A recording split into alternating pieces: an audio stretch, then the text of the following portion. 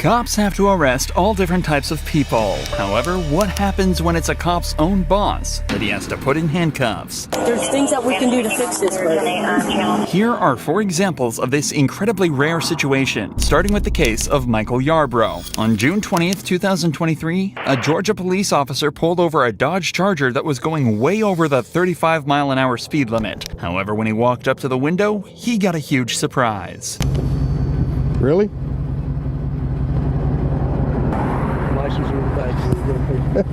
Yeah. The man behind the wheel was Chief Deputy of the local PD, Michael Yarbrough, not the person this officer expected to pull over. But in reality, this changes nothing, and the officer asks Yarbrough to give over his license and registration, something he's not pleased with at all. Hello? Guess who I just pulled over? Who? Yarbrough. Really? Yeah, the chief deputy driving a Dodge Charger, a souped-up Dodge Charger belongs to the sheriff's office. I just clocked this at 96 in a 35. What was the issue? I mean, why is he speeding? No reason. He's in an unmarked car. He just got a high horsepower car and decided he wanted to play. It's your traffic stop. You do what you think you should do. I mean, I'm not telling you one way or the other. You do a 96 and a 35. Okay. Well, you know I don't care for him, so I'm gonna ride his. If body cams weren't around, this stop could have gone a totally different way. But it seems like this officer isn't the biggest fan of Yarbrough and decides to issue him a citation for speeding. For some, handing your boss a $500 fine is a dream come true, and it looks like it's the same way for this officer. Sir, here's your ID back. This is your copy of the citation. If you would sign right here. It's got a court date, time it must appear. Yes, sir. Please slow down and have a safe day. In Georgia, speeding tickets are priced based on how much you're exceeding the speed limit. For example, if you're over 24 miles an hour over, you're looking at $500 in fines. However, there's an extra super speeder charge you're liable to if you're going as fast as Yarbrough was. But it looks like this officer decided to mess with his boss even more, as this ticket excluded the extra fee, but instead required him to appear in court. After the incident, Yarbrough was also suspended for 40 hours without pay. However, that's just a fraction of what Corporal Scott Bertzik was hit with after crashing his car while drunk. Reached out for my lighter, slammed into his ass. Cool. Yeah, not really. Not really. Are you okay? Oh yeah, no, I'm good. Your car's fucked up. No, absolutely. Which I just Fucking fixed. Obviously, Brooke and Scott are familiar with each other, and curiously, Scott holds nothing back when describing exactly how the incident went down. It's clear that Scott is the one at fault here, so before going any further, Brooke decides to call back to the base to ask whether or not it's okay for her to be handling this incident. This crash, Birdie, so come work it? Okay. I can't remember. It's been a long time since I've worked a crash with one of us in it, so. No, he's not on duty. He's in his POV. I just didn't want there to be any, conflict of interest type issues. All right, that was it. I just wanted to make sure. All right, bye. Damn it, Birdie. Brooke is given the go-ahead and told that there should be no issues with her handling this case, but that was before she noticed this. You good? wait. Huh? Wait on his way. He's not coming. Good? Walking home, but yep, I'm good. So, Birdie, you giving me some indicators? Oh, Listen. good woman. Listen. Valdez is coming out just to... I'm not going to lie to you about it. She's on her way? Yeah, she's on her way. I'm not really comfortable with this whole thing at all, but I'm not going to lie to you about it. Oh no, I don't mean to put you in that Indy. Yep. From now on, you know how it goes. You can't consume anything, okay? Because right now you're being detained. Wait, what? It's obvious that Scott is under the influence of something. Judging by his slurred speech, slowed reactions, and slight loss of motor control, Brooke is fairly sure he's been drinking. At this point, Scott is no longer her supervisor. He's just a suspect in a case, and what's more, he's drunk and likely unpredictable, a combination which can be incredibly threatening to a female officer. Please don't make my life difficult. I would never do that to you. Okay, I'm very uncomfortable right now. And I apologize for putting you in that position. Are you on? Yes, I am. And I'm going to remain on for integrity. You know you can't smoke right now. Why? Because if I'm going to do a DUI investigation, it impedes it, so you can't consume anything. I want to get that dog. This is a really cute dog. Fear aggression issue. You can always train a dog. You can't consume anything. You're killing me. Trying. But too late now! After a short wait, another officer arrives at the scene, meaning they can finally start getting to the bottom of all of this with some sobriety tests. These lasted over 10 minutes, but it's not hard to tell how they went by just looking at a few seconds of them. You may begin the test. 1, 2, 3.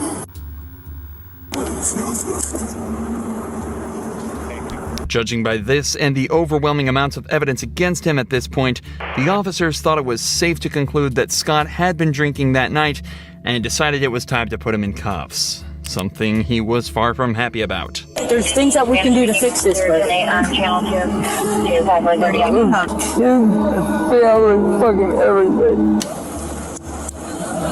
It's got the hinge locks. okay. Good to go? Despite Scott being one of the most polite and respectful suspects ever on this channel, he was actually hit with a better sentence than the majority of criminal cops. After blowing a .156 back at the station, he was charged with driving under the influence and damaging property. He was ordered to pay just under $1,000 in fines, serve 50 hours of community service, and take multiple substance abuse and DUI classes, and had his driver's license suspended for 6 months.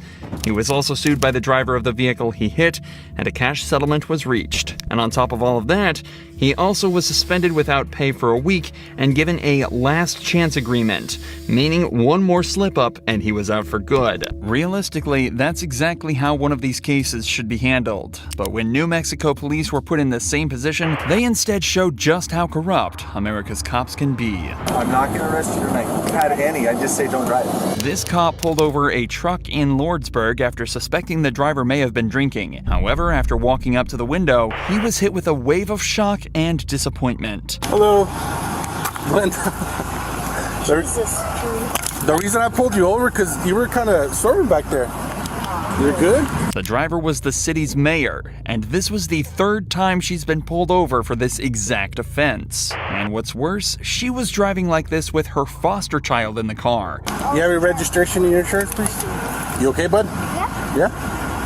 We're all good. Just be quiet.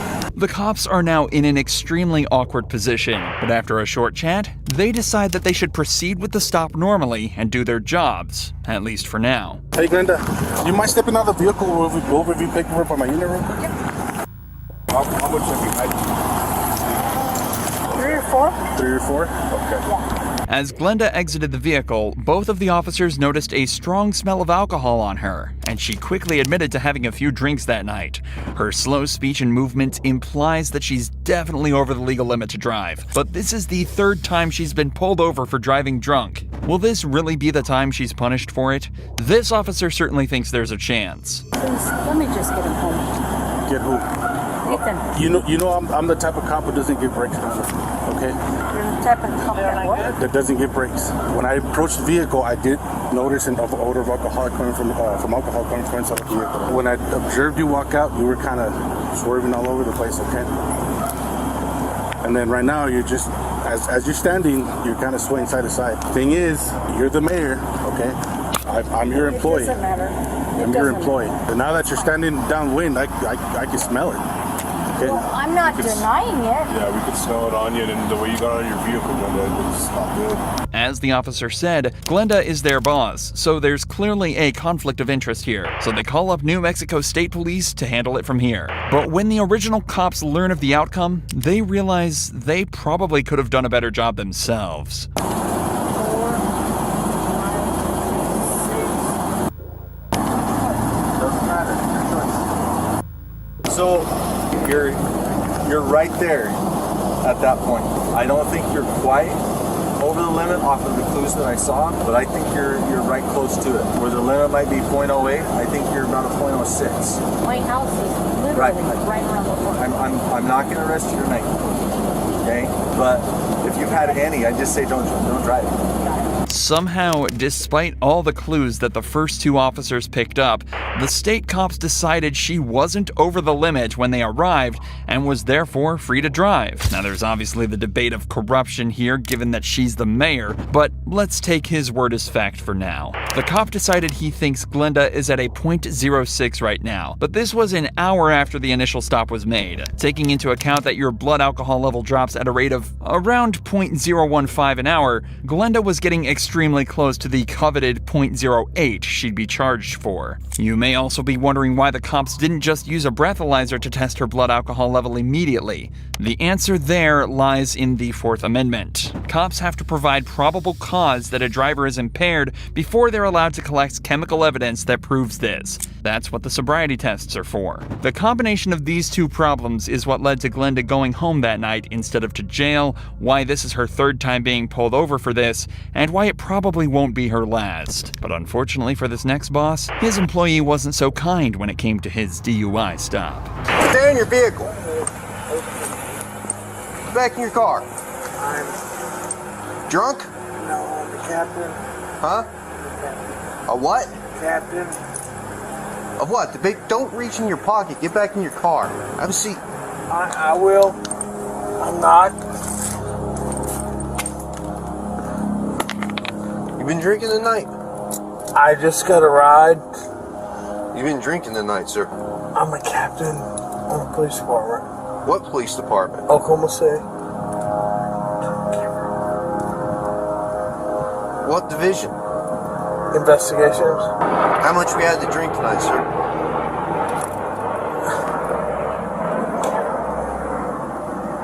Please. Huh? I'm not turning my camera off. Okay. This guy isn't just drunk. He's absolutely hammered, even to the point where he thinks the camera can't hear him whispering. But despite the captain's pleas, the officer refuses to turn off his camera and continues with the investigation. Go ahead and step out of the vehicle. You gotta be kidding me.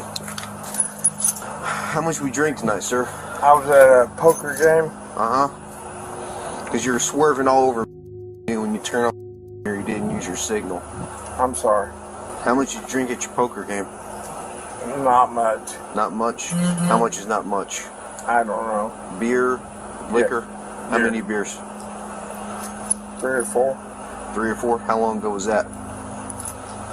It's been going on a while. How long ago did you drink your last beer, sir? What time is it now? It's 0140. Midnight. You think you should drive it? No, but I came from 4 blocks. Your mom lives here. I live here. You live here? Yes. Come over to the rear of your vehicle. Okay. You got any weapons or anything on you? I do not, sir. Those must have been a strong few beers, as not only was he stumbling over his words, but apparently also swerving across both lanes on his way home. The captain is then searched and told to stand in the open where he's tested on his balance and sobriety. Hands down by your side, please. Look straight ahead. You see the tip of my pen, sir? I do. I want you to follow the tip of my pen without moving your head, okay? Come over here where it's a little bit more level. I'm going to demonstrate for you first. While I'm demonstrating, I want you to stand with your feet together, hands down by your side, just like this. All right, sir? What's your name? Matt French. Matt French. Mr. French, stand just like that for me. When I tell you to begin, okay, I'm just going to demonstrate for you first. I want you to pick a foot of your choosing. It doesn't matter if it's your left or your right foot. I'm familiar. And I want you to lift it approximately 6 inches off the ground. And while you look at your toe, I want you to count by 1,000s, 1001, 1002, 1003, 1004, 1005, so on and so forth until I tell you to stop. At any point in time you lose your balance or your foot touches the ground, just go ahead and pick your foot back up and continue to count, okay? Do you understand these instructions I've explained to you, Mr. French? You may begin. 1,000.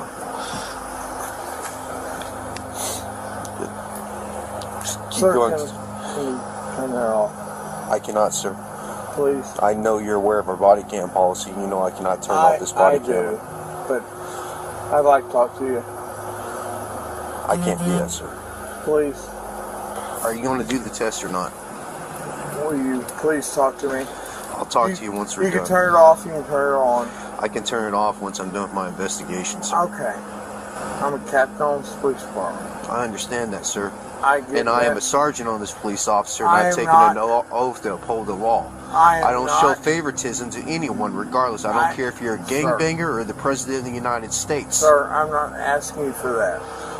If I was to treat you differently than I was to treat like some Southside loco or some pedo, how's that look on me? Okay, I'm not asking you for that. Because I wouldn't do that for any of them. Even as the captain begs him to turn his camera off and just talk, the officer stands his ground and states that he has to treat everyone the same or his job and livelihood could be at risk. He's showing a fantastic amount of integrity that unfortunately we don't get to see too often, likely due to people like this trying to pull rank. They then continue with the third and final test, involving simply walking heel to toe for 10 steps. Alright, anytime you're ready, you may begin. 1, 2, 3, 4, 5, 6, 7, 8. 1, 2, 3, 4, 5, 6, 7, 8, 9. Alright, go ahead and turn around for me. Put your hands behind your back. Are you gonna arrest me, sir? Yes, I am. Can I talk to you? Go ahead and put your hands behind your back, sir.